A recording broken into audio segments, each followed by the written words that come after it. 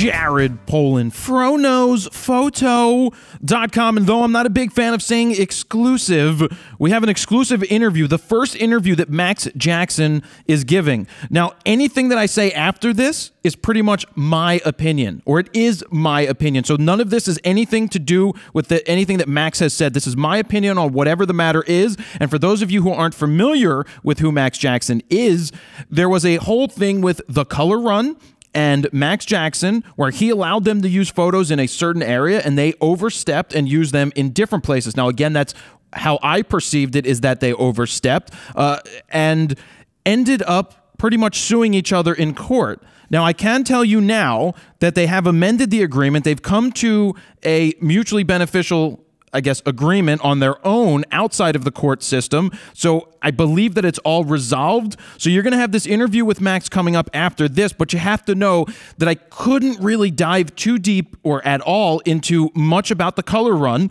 because you're not allowed to disparage once you have this agreement. They have one of those agreements that says you can't say things that are disparaging towards another company. Now, that's just how these things are, and I didn't want him getting in trouble, and obviously he doesn't want to get in trouble, so we tried to keep it a certain tone, a certain direction, and I think there's a lot to learn in there. Let me just check my notes here again.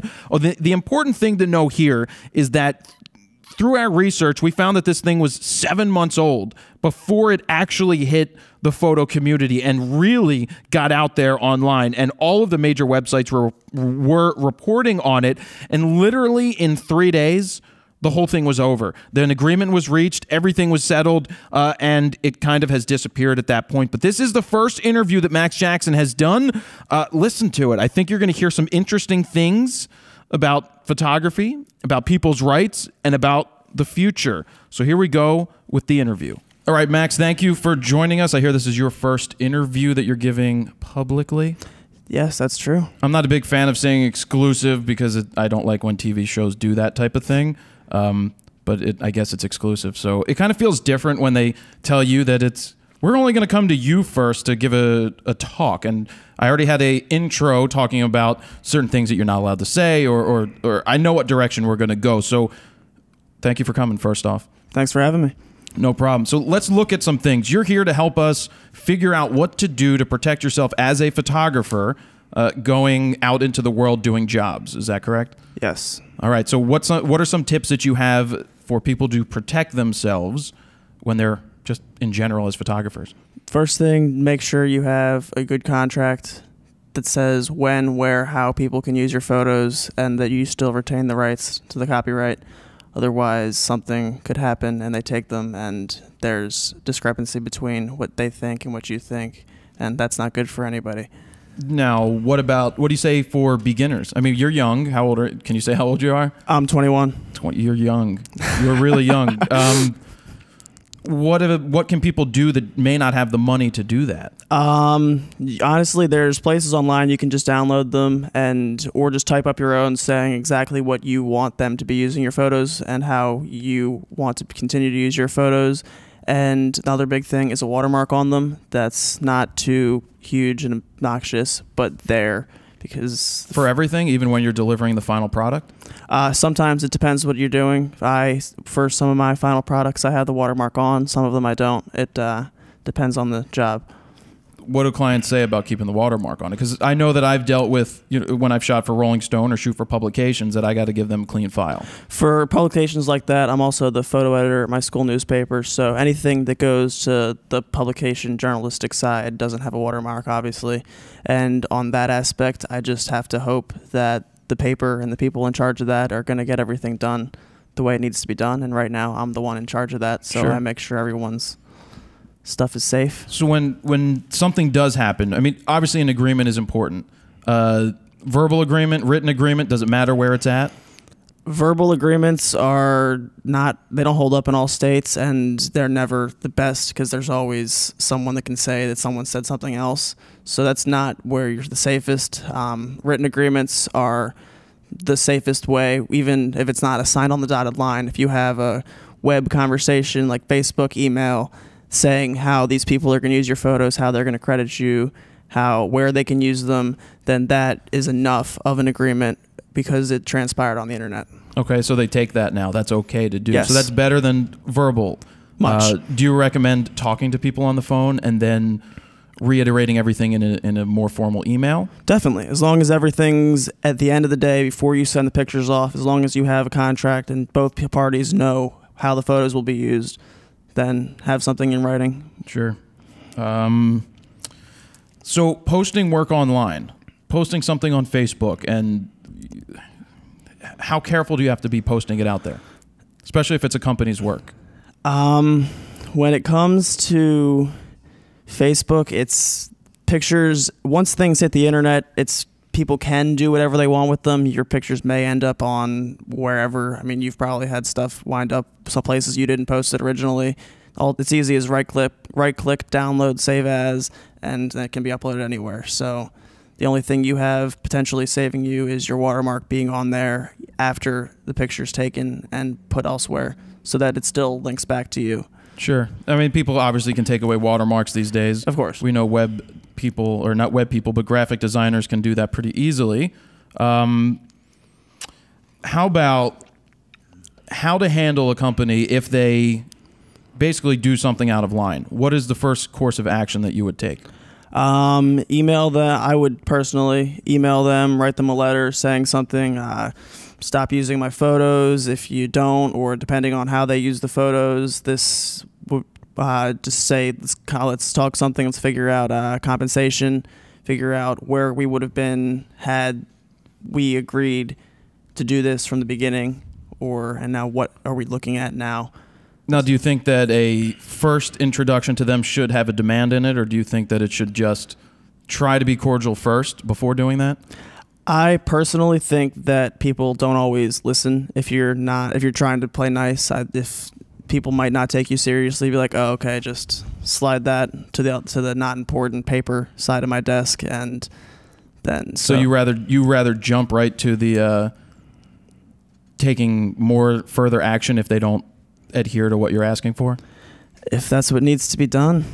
Because I personally, the way that I like to do things is I try to do it amicably first. Was that the word you wanted me to say? Amicably. Yes, you said it. Nice. I got it. So to me, again, it comes down to perception. Like if I'm going to go out there and reach out to a company, I want to give them at least the opportunity before I yell at them or start threatening things. In my opinion, my own opinion, I would want to try to do it amicably. I would want to say, hey, I see that you're using my images. It's possible that it was a mistake or an accident that wasn't in our original agreement. We have to come to terms. Can we talk?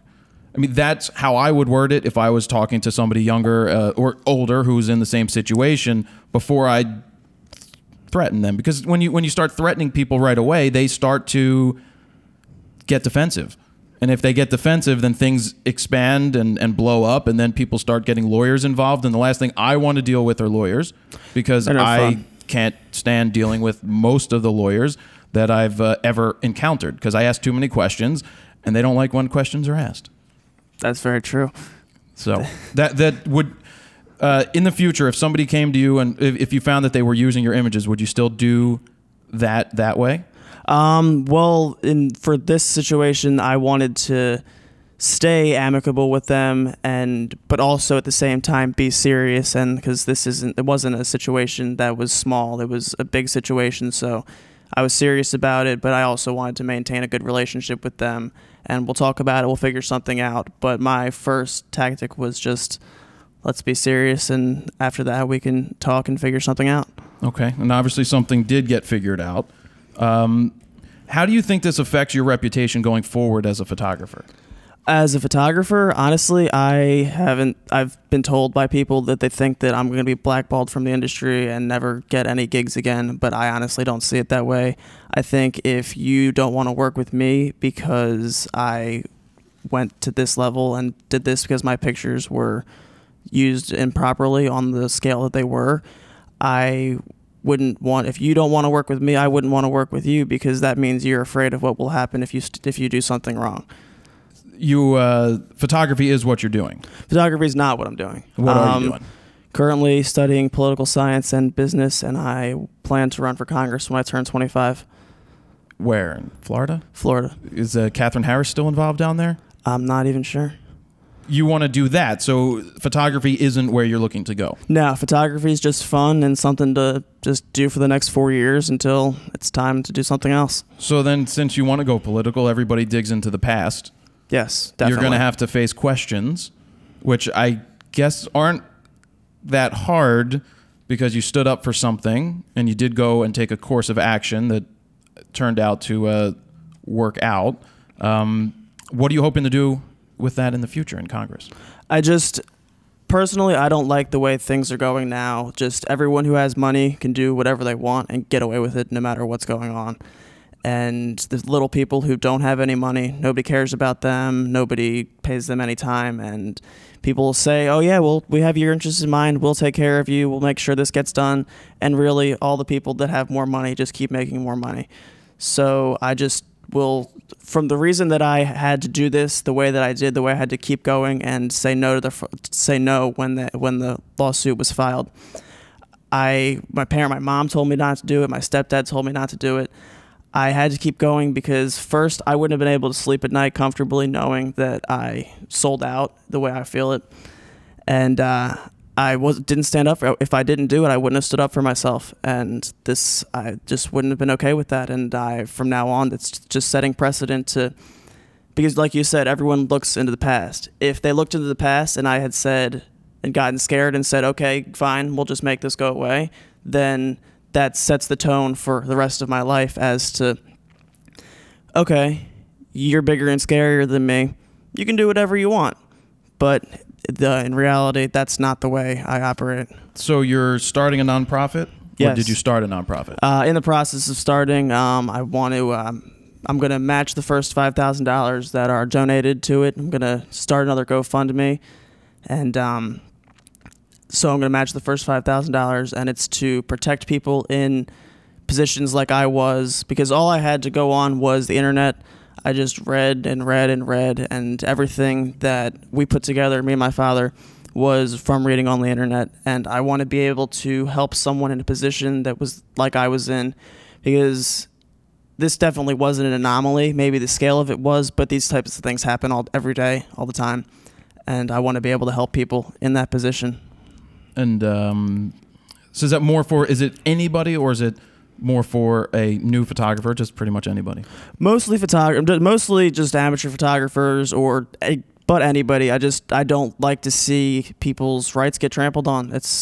You're out there taking pictures and it's what you love to do, and then someone steals them from you.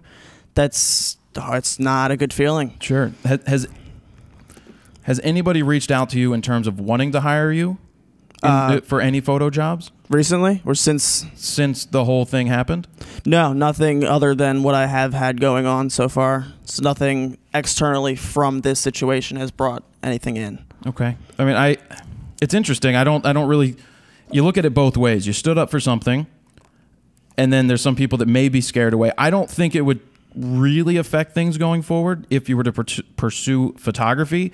It brings a lot to light. People have to be much more careful about what they put out there and deals that they make. It's good to know that you put something on Facebook and you have a conversation that is considered to be binding at this point. The fact that there's no verbal agreements is interesting. Obviously, verbal doesn't take you very long because it's he said, she said, or it doesn't take you very far. So it's pretty interesting, the whole situation that was brought up. What do you want to add to it if we were going to close right here to people out there? I have learned a lot in the past 7 months.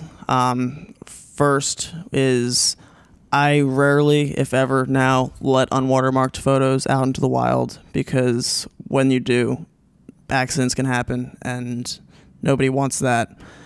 But standing up for your rights, even if it's scary, even if it's hard and the other person's way bigger than you are, it's something you have to do, because if you don't, it sets the tone, it sets the precedent for it to keep happening. And you can't let them get away with it, because if you let them get away with it now, it's going to happen to somebody else, and then you're partially responsible for not stopping them before it happened to the next person. That's how I feel, at least. Cool. All right, Max. Thank you for coming out here to Philly to sit here in the loft and give your side of the, to give whatever you want to give. I think that's where we're at. So thank you, and good luck. Thanks for having me. No problem. So there you have it, guys. It turns out that Max has aspirations that go well beyond photography. Though we couldn't talk directly about the case and talk about some of the things that happened, which I would have loved to have dived deeper into. It's dived. It's not even dove. It's dived. I couldn't. But I think you can read between the lines. I think you can get the information out here that is important. You can see that it's I am a big proponent of standing up for your rights. When I asked him about the first, if you were to make connection with a company and there was an issue and you reached out to them about being threatening in the first line of defense. Now, I wouldn't personally do that. I don't want to go and put somebody on the defensive right away that I'm trying to get something from.